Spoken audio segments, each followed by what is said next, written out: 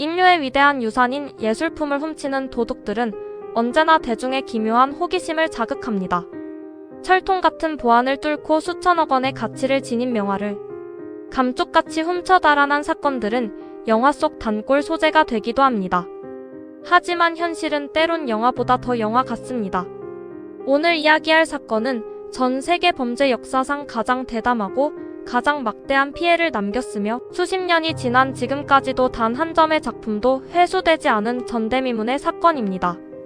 바로 1990년 미국 보스턴에서 발생한 이사벨라 스튜어트 가드너 미술관 도난 사건입니다. 이 사건은 발생한 지 오랜 세월이 흘렀음에도 불구하고 여전히 전 세계 수사기관과 미술계의 가장 거대한 수수께끼로 남아있습니다. 사건이 발생한 날은 1990년 3월 18일 새벽이었습니다. 미국 전역이 성 패트릭데이 축제의 열기로 들떠있던 밤이었습니다. 보스턴 거리에는 늦은 시간까지 축제를 즐기는 사람들로 가득했고 경찰들도 축제 인파를 통제하느라 정신이 없던 틈을 타 범인들은 자신들의 치밀한 계획을 실행에 옮겼습니다. 새벽 1시 24분 미술관 후문에 경찰 제복을 입은 두 남성이 나타났습니다. 이들은 미술관 보안실 인터폰을 누르고 야간 경비원에게 근처에서 소란이 발생해 조사를 하러 왔다고 말했습니다. 당시 근무 중이던 야간 경비원은 별다른 의심 없이 문을 열어주었습니다.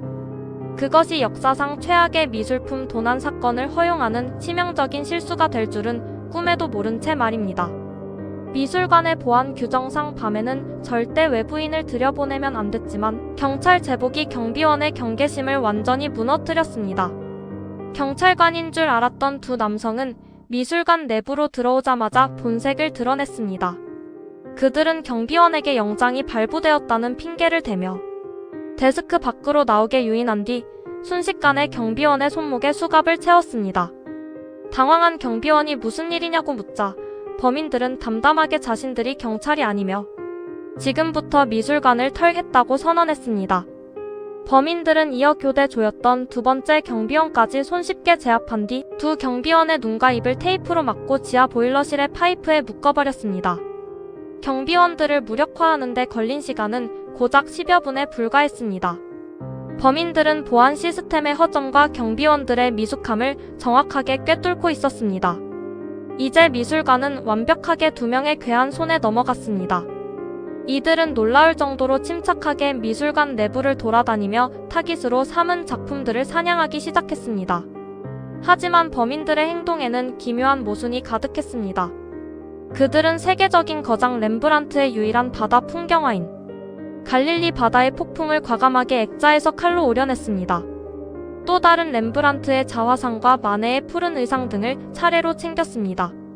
심지어 전 세계에 단 34점만 존재하여 돈으로 가치를 매길 수 없다는 요하네스 페르메이르의 콘서트까지 손에 넣었습니다. 여기까지 보면 예술품의 가치를 아주 잘 아는 전문 미술품 도둑 같았습니다. 페르메이르의 작품은 미술사적으로 엄청난 가치를 지니고 있었기에 이들의 범행은 철저하게 계산된 것처럼 보였습니다. 그러나 그들의 다음 행동은 수사관들을 혼란에 빠뜨렸습니다. 범인들은 미술관에서 가장 값비싼 작품 중 하나였던 티치아노의 에우로페의 납치에는 눈길조차 주지 않았습니다. 대신 훨씬 가치가 떨어지는 나폴레옹 시대의 깃발 장식인 청동 독수리 상이나 고대 중국의 구리 술잔 같은 자잘한 물건들을 함께 훔쳤습니다. 이들은 명화를 다룰 때도 매우 거칠었습니다. 액자에서 그림을 조심스럽게 분리한 것이 아니라 예리한 칼로 캔버스를 찢어내듯 오려내어 작품에 심각한 훼손을 입혔습니다.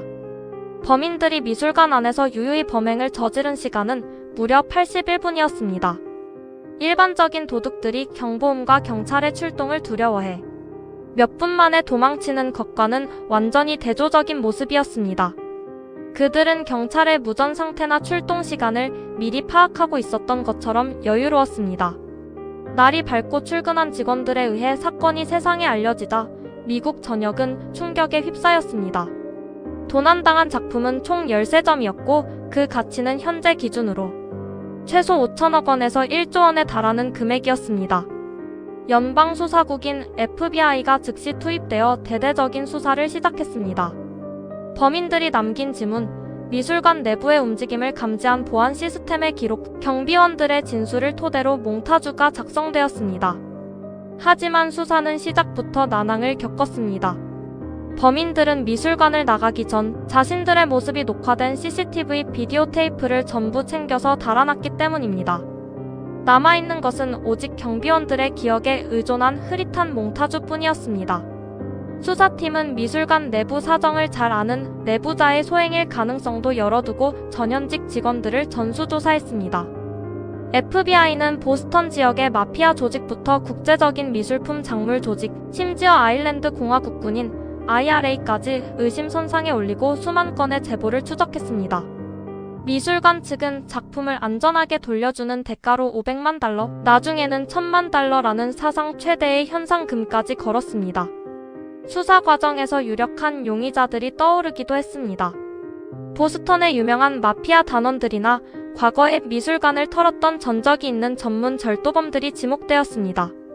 특히 일부 마피아 단원들이 감옥에서 형량을 줄이기 위해 이 작품들의 행방을 알고 있다고 거래를 시도하기도 했습니다. 하지만 그 누구에게서도 사라진 명화의 실물이나 확실한 증거를 찾을 수 없었습니다. 명화들은 마치 공기 중으로 증발해버린 것처럼 완벽하게 사라졌습니다.